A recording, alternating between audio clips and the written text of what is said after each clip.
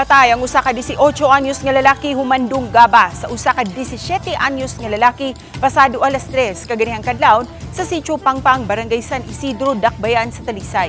Miikyas paunta ang minor de edad nga sospek human sa hitabo. Sa follow-up operation, nasikop kini pasado alas 7 kaganihang buntag sa ilang panimay. Ang motibo sa krimen, personal nga grudge. Sa pakisusi sa Talisay City Police, nasuta nga ang biktima ug ang sospek nagkaaway atol sa disco sa barangay niadtong Hunyo tungod sa usa ka babay. Matod sa mga minor de edad nga mga saksi, nag-abot ang biktima ug ang sospek gikan nagbilar og haya. Nahitabo ang komprontasyon sinumbagay nga misangpot sa pagpanunggap. Tulo ka sa madinunggaban ang naangkon sa biktima nga mihatod sa kamatayon niini. I-turn over sa kapulisan ang sospek sa DSWD ug nagpaabot ang Talisay City Police kung mupasaka ba og kaso ang pamilya sa biktima. May nakakuan saksi nga pagliligiray na jud. Paniluwang mi. Uwang na mo. Nakita na mo ang nabugog na. Sino ba guys ba? Wala ko nag-expect nga ito, may tabo ka nila. Kaya puro kami kaila.